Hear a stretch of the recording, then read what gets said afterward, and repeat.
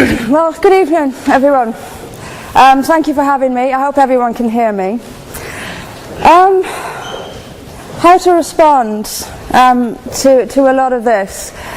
First of all, on the bar, you said you admitted yourself that the bar had been set quite high. I would suggest, though, that the burden of proof is on the proposer rather than on us. It quite clearly says Islam is a religion of peace. I suggest you prove it.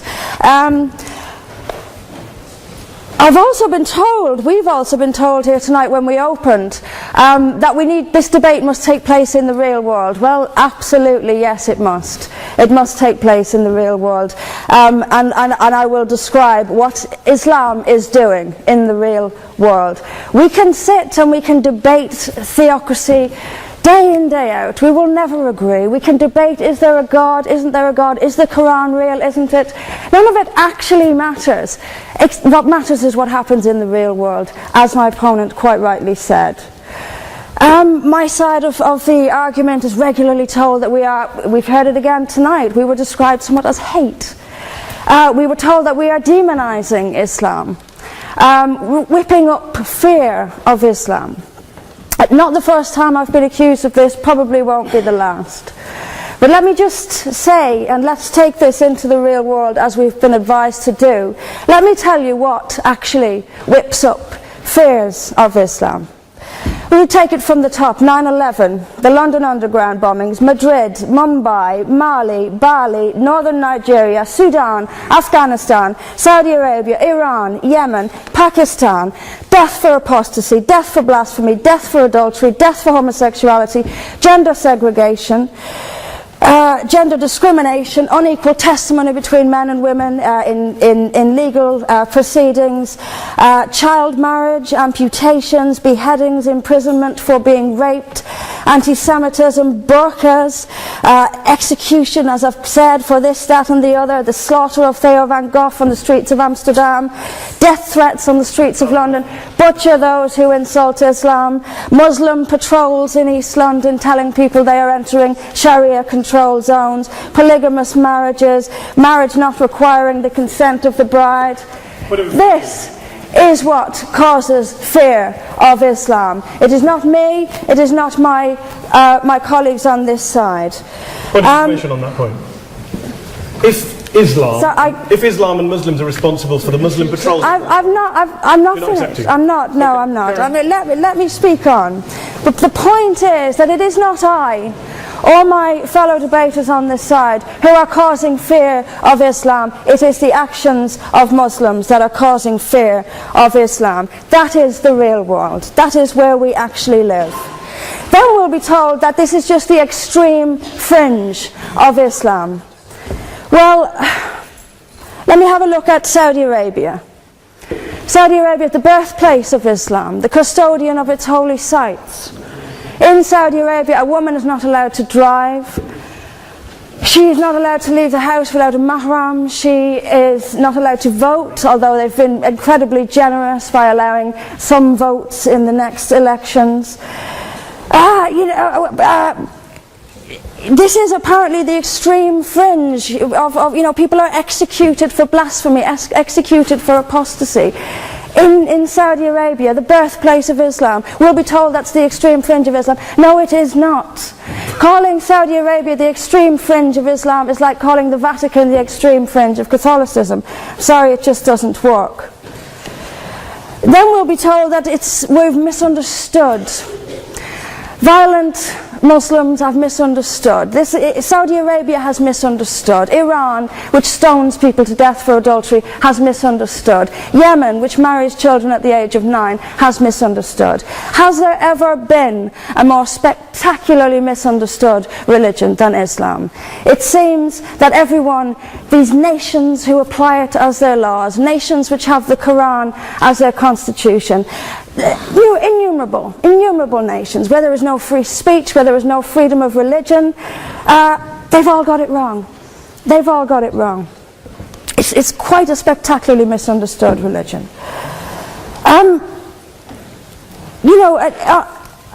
There's just so much that, I'm constantly told as well that I need to respect Islam. I'm never quite given a good enough reason why. I am under no greater obligation to respect Islam than I am any other beliefs. I'm under no more obligation to respect a woman oppressed in the name of Islam than if she is oppressed by the BNP or anyone else. I am under no obligation to make compromises with an ideology I simply don't see as peaceful. Why don't I see it as peaceful? Because of the evidence. If I look around the world and I see the countries where Islam calls the shots, all I see is brutality and violence imposed by the state. We were told that peace is not just the absence of violence but the presence of justice. Absolutely. I do not see how in a nation where, as the only woman here, I have some particular issues with the way women are treated in Islamic states. Now you can argue that they've got it wrong. Tell them that, because they seem to think that's what it is. Yes, I mean, there's so much to say about it, but is there a peaceful Islam? Yes, there is. It's in the hearts of peaceful Muslims. Unfortunately, though, there's also a rather more objective Islam, and peaceful Muslims have to do some really rather creative interpretation, like the command to beat her. I've seen Muslim women. I didn't stand up for you. You're allowed to. Well, I didn't. So if you could just have it. But I knew this would happen. I knew this would happen, by the way. I knew this would happen. What I'm saying is completely controversial and will be booed and shouted down, and I have no doubt my colleagues the same. I knew this would happen. You say anything negative, you'll get the boos. I'm actually going to leave it there. But I will finish just by saying this. There are hundreds of millions of peaceful Muslims. That is a fact. But that does not mean that Islam itself is peaceful. Peaceful Muslims interpret verses of the Quran so almost beyond recognition. It's reinterpreted, like the command to beat her. It's there in the Quran, and I've seen Muslim women try to dance around it. They put words in there that simply aren't there. That's what it says. It says beat her. And in the countries where the Quran calls the shots, that is exactly what they do. This is not peace. This is not justice. Islam is not a religion of peace, as the evidence shows us. Thank you. Thank you very much, Mr. President. Ladies and gentlemen, good evening. Assalamu alaikum. Lovely to see you all here tonight. We are having a very entertaining night, are we not, with some very interesting things being said from the other side of the house tonight. Let me begin by saying, as a Muslim, as a representative of Islam, I would consider myself an ambassador for Islam, a believer in Islam, a follower of Islam and its Prophet. So in that capacity, let me begin by apologizing to Anne-Marie for the Bali bombings. I apologize for the role of my religion and me and my people, for the killing of Theo van Gogh, for 7/7. Yes, that was all of us. That was Islam, that was Muslims, that was the Quran. I mean, astonishing claims to make in the very first speech on a day like today, where the Conservative Prime Minister of the United Kingdom is having to come out and point out that these kind of views are anathema. And I believe you're trying to stand for the Labour Party to become an MP in Brighton. If you do, and you make these comments, I'm guessing you'll have the whip withdrawn from you, but then again, UKIP's on the rise, they'll take you, the BNP, they might have something to say about your views. This is what Mehdi Hassan always does. By the way, just on a factual point, since we heard a lot about the second speaker, about how backward we Muslims all are, on a factual point, you said that Islam was born in Saudi Arabia. Islam was born in 610 AD. Saudi Arabia was born in 1932 AD. So you were only 1,322 years off. Not bad? Not bad start there. Talking of maths, by the way, a man named Al-Khawarizmi was one of the greatest mathematicians of all time, a Muslim, worked in the golden age of Islam.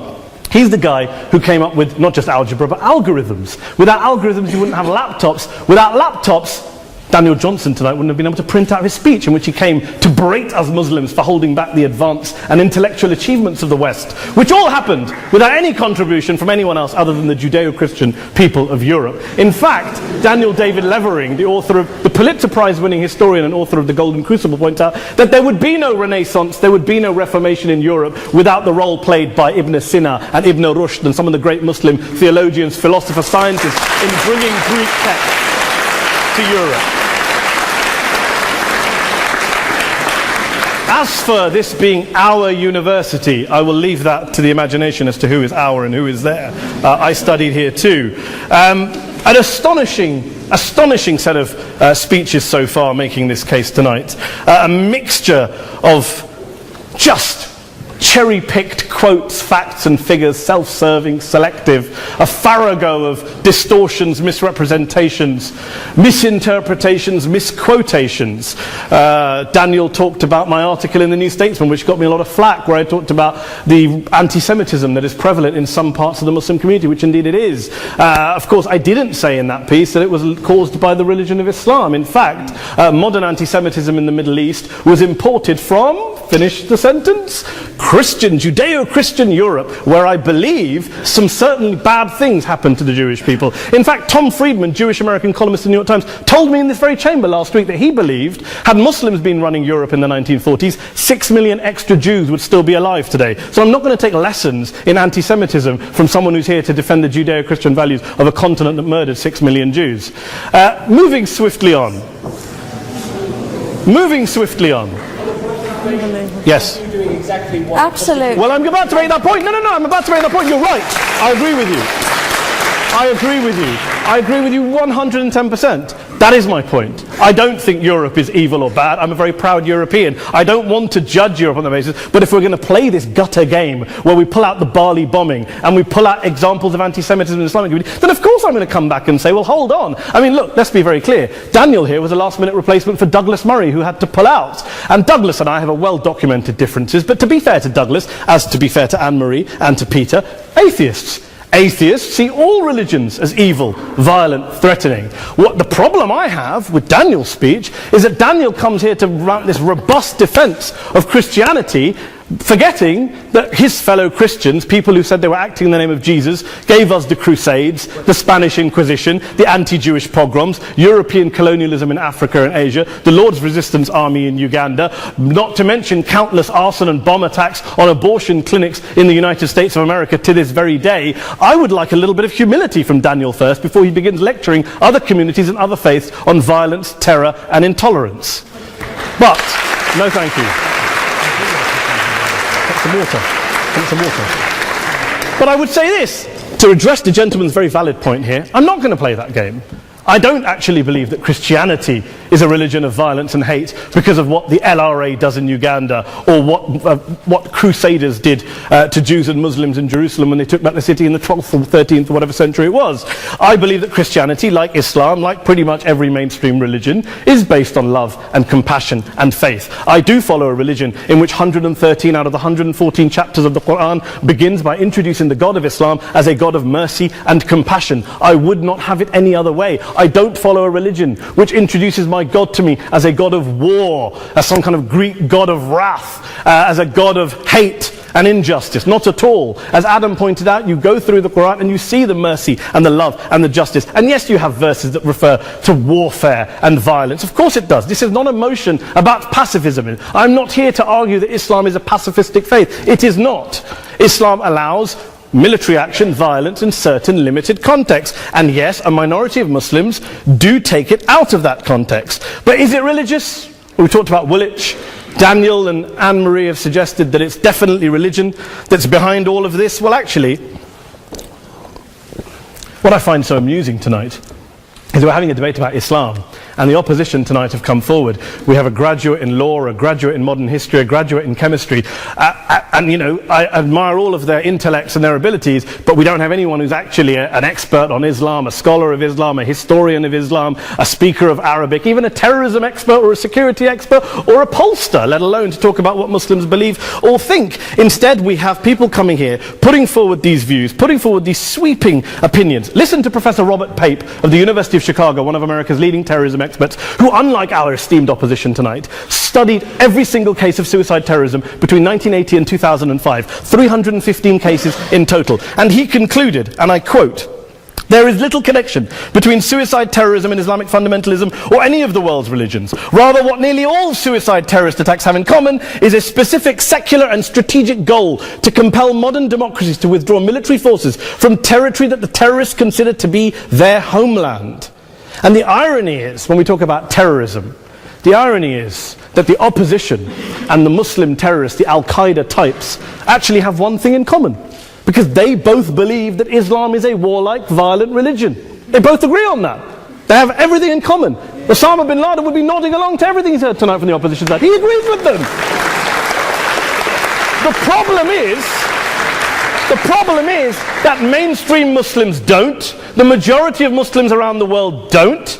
In fact, a gentleman here started quoting all sorts of polls. Gallup carried out the biggest poll of Muslims around the world, of 50,000 Muslims in 35 countries. 93% of Muslims rejected 9/11 and suicide attacks. And of the 7% who didn't, they all, when polled and focus grouped, cited political reasons for their support for violence, not religious reasons. And as for Islamic scholars and what they say, well, Daniel talks about our University of Oxford. We'll go down to Oxford Centre for Islamic Studies, get hold of a man named Sheikh Afifi al-Akiti, who is a massively well-credentialed and well-respected Islamic scholar, who has studied across the world, who in the days after 7/7 published a fatwa denouncing terrorism in the name of Islam, calling for the protection of all non-combatants at all times, and describing suicide bombings as an innovation with no basis in Islamic law. Go and listen to Sheikh Tahir al-Qadri, one of Pakistan's most famous Islamic scholars, who published a 600-page fatwa condemning the killing of all innocents and all suicide bombings unconditionally without any ifs or buts.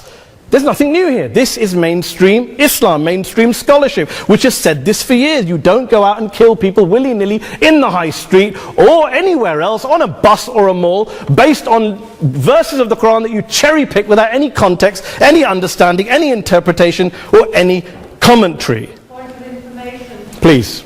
What about stoning of women, for example, in such Well, It doesn't happen apparently. I didn't say it doesn't happen at all. I never said it didn't happen. I don't blame Islam. Yes, it's a very good point. And a lot of us are campaigning against that. And we're campaigning against it in the name of Islam. We're campaigning against it in the name of various interpretations of Islam. Anne-Marie comes and scares us with her talk of Sharia law. I would like to see the book of Sharia law. It doesn't exist. People argue over what Sharia law is. And you empower the extremists by saying there is only one version. You empower them all. I don't believe you took any interruptions, Anne-Marie, so I think you should stay there for a moment. Several countries. Here's what we're dealing with. Here's what we're dealing with. I took your point. Here we are dealing with a 1400-year-old global religion, followed by 1.6 billion people in every corner of the world, a quarter of humanity, of all backgrounds, cultures, ethnicities. And yet the opposition tonight wants to generalize, stereotype, smear in order to desperately win this debate. And here's my question, if we're going to generalize and smear. If, okay, people say yesterday's bombers, and we've got to be careful, there's a trial going on, were yesterday's attackers, motivated by Islam? Big debate. I don't believe they were. Let's say they were. Let's say Faisal Shahzad, the Times Square bomber, was motivated by Islam. Let's assume, for sake of argument, that Richard Reeves, the shoe bomber, was motivated by Islam. If Islam is responsible for these killings, if Islam is what is motivating these people, and Islam is therefore not a religion of peace, a religion of war, then ask yourself this question: why aren't the rest of us doing it? Why is it such a tiny minority of Muslims are interpreting their religion in the way that the opposition claim they are? Let's assume there are 16,000 suicide bombers in the world. There aren't. Let's assume there are for the sake of argument. That's 0.001% of the Muslim population globally. What about the other 99.99% of Muslims who the opposition tonight either ignore or smear? The reality is that the rest of us aren't blowing ourselves up tonight. The reality is that the opposition came here tonight not worried about the fact that me and Adam might pull open our jackets and blow ourselves up tonight because we're followers of a warlike warrior religion which wants to take over Europe and Daniel's university. The issue is this.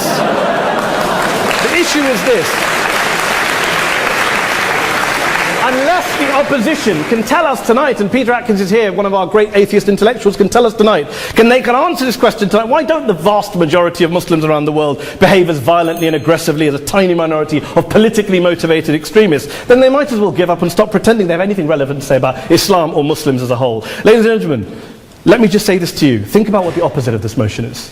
If you vote no tonight, think about what you're saying the opposite motion is. That Islam isn't a religion of peace, it's a religion of war, of violence, of terror, of aggression. That the people who follow Islam, me, my wife, my retired parents, my 6-year-old child, that 1.8 million of your fellow British residents and citizens, that 1.6 billion people across the world, your fellow human beings, are all followers, promoters, believers in a religion of violence. Do you really think that? Do you really believe that to be the case? They say that in the Oxford Union, the most famous debate was in 1933 when Adolf Hitler looked out for the result of the King and Country motion, where they voted against fighting for King and Country, and Hitler was listening out for the result. Well, tonight, 80 years on, there are two groups of people around the world who I would argue are waiting for the result of tonight's vote. There are the millions of peaceful, non-violent, law-abiding Muslims both in the UK, Europe, Asia, Africa and beyond, who see Islam as the source of their identity, as a source of spiritual fulfillment, of hope, of solace. And there are the phobes, the haters, the bigots out there who want to push the clash of civilizations, who want to divide all of us into them and us and ours and their. Ladies and gentlemen, I urge you all not to fuel the arguments of the phobes and bigots. Don't legitimize their divisions. Don't legitimize their hate. Trust those Muslims who you know, who you've met, who you hear, who don't believe in violence, who do want you to hear the peaceful message of the Quran as they believe it to be taught to the majority of Muslims. The Islam of peace and compassion and mercy. The Islam of the Quran, not of Al-Qaeda. Ladies and gentlemen, I beg to propose this motion to the House. I urge you to vote yes tonight. Thank you very much for your time.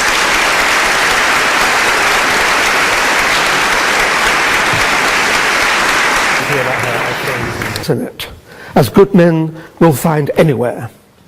But we, through examples of the behavior that Islam inspires and often condones, and by seeking to show that Islam has an intrinsic fault, long for Islam 2.0. Islam 2.0, Islam's enlightenment, will have an emphasis on humanity, subtlety, harmony and reason, and be virtuous. On that point, this evening, though, you are judging Islam 1.0, not Islam 2.0. By opposing the motion, you will be encouraging the emergence of what most of humanity really longs for, but for which does not yet exist. Please, for the sake of humanity, oppose.